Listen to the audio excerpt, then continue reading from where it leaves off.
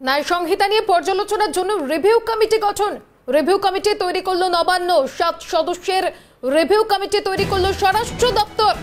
Review কমিটির মাথায় প্রাক্তন বিচারপতি অসীম কুমার রায়।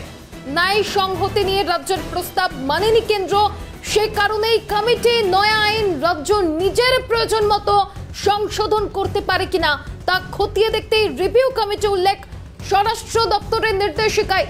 রিভিউ কমিটির মাথায় প্রাক্তন বিচারপতি অসীম কুমার রায়। এবার রিভিউ কমিটি গঠন।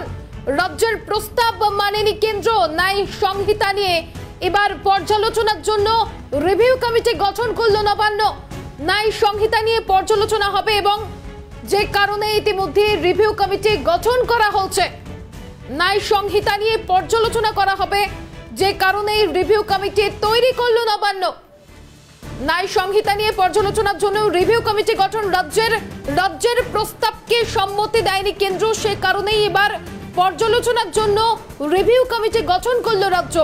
7 সদস্যের কমিটি তৈরি করলো স্বরাষ্ট্র দপ্তর। 7 সদস্য নিয়েই এই কমিটি তৈরি হবে বলে জানা গিয়েছে।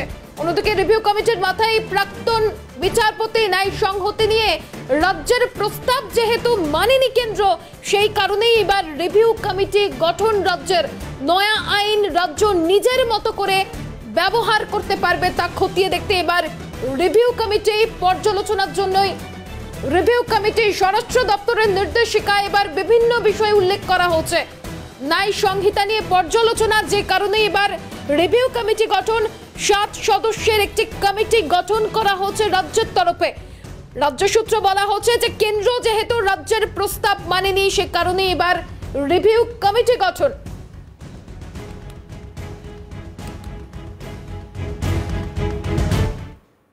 অন্যদিকে নয়া 3 আইন খতিয়ে দেখতে কমিটি গঠন রাজ্যের। ঠিক কি কারণে কমিটি গঠন, কমিটির কাজ কি হবে জানতে চাই মুখ্যমন্ত্রীর কাছে রিপোর্ট তলব রাজ্যপালের।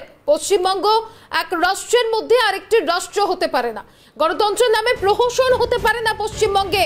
মমতাকে বার্তা রাজ্যপাল সিবি আনন্দ বোসের। ঠিক কি কারণে এই কমিটি গঠন করা হচ্ছে এবং এই কমিটি গঠন করার পর কমিটির কাজ কি হবে তা জানতে চেয়ে ইতিমধ্যেই মুখ্যমন্ত্রীর কাছে রিপোর্ট তলব রাজ্যপাল সিবি আনন্দ বোসের। তিনি স্পষ্ট জানিয়ে দিয়েছেন পশ্চিমবঙ্গ এবং তার মধ্যে আরো একটা রাষ্ট্র হতে পারে না। তবে এই যে নয়া 3 আইন তা খতিয়ে দেখতেই কমিটি গঠন রাজ্যের।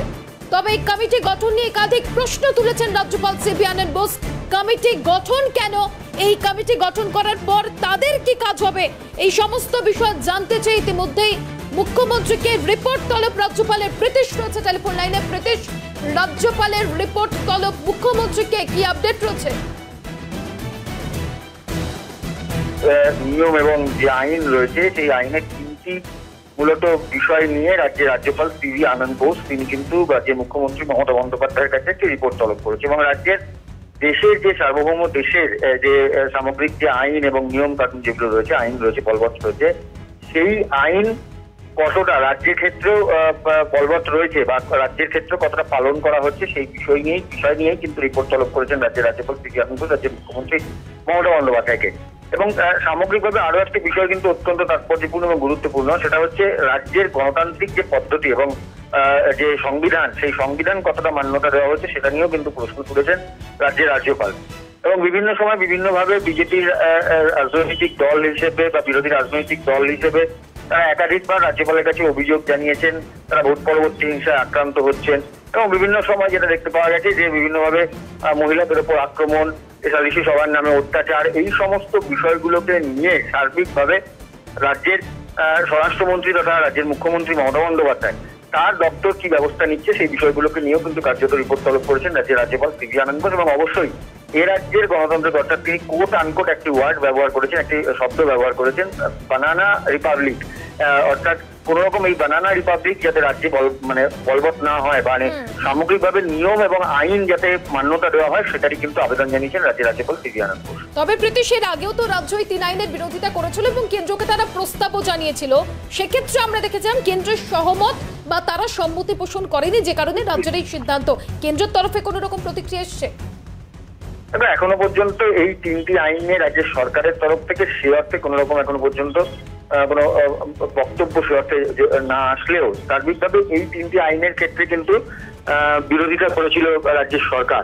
এবং এই যে মূলত স্বরাষ্ট্র মন্ত্রকের তরফ থেকে যেটা এখনো পর্যন্ত খবর, রাজ্যের স্বরাষ্ট্র মন্ত্রকের তরফ থেকে, স্বরাষ্ট্র দপ্তরের তরফ থেকে, যে 7 সদস্যের একটি রিভিউ কমিটি তৈরি করা হয়েছে এবং এই রিভিউ কমিটির মাথায় থাকছেন প্রাক্তন বিচারপতি এবং প্রাক্তন বিচারপতি অসীম কুমার রায়ের নেতৃত্বে এই কমিটি গঠন করা হয়েছে।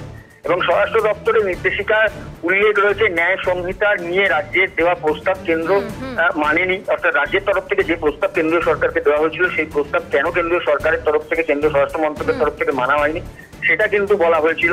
এবং সার্বিকভাবে রাজ্যপালের তরফ থেকে পাল্টা যে রাজ্যের সরকারকে চাপ দেওয়া, এটাও কিন্তু অত্যন্ত তাৎপর্যপূর্ণ। কারণ ন্যায় সংহিতা সহ আরো 3টি যে আইন, সিআরপিসি এবং আইপিসির যে 3টি আইন এবং ন্যায় সংহিতার সামগ্রিকভাবে যে বিল পাস করা হয়েছে, সেই সমস্ত বিষয়গুলোকে নিয়ে এখনো পর্যন্ত রাজ্যের সরকার বা রাজ্যের মুখ্যমন্ত্রী বা রাজ্যের স্বরাষ্ট্র দপ্তর কি ব্যবস্থা নিচ্ছে সেই বিষয়গুলোকে নিয়ে একেবারেই রাজ্যপালের প্রশ্নের প্রত্যুত্তর কি মেলে মুখ্যমন্ত্রী বা রাজ্যের তরফ থেকে সেদিকে নজর থাকবে। আপাতত ধন্যবাদ।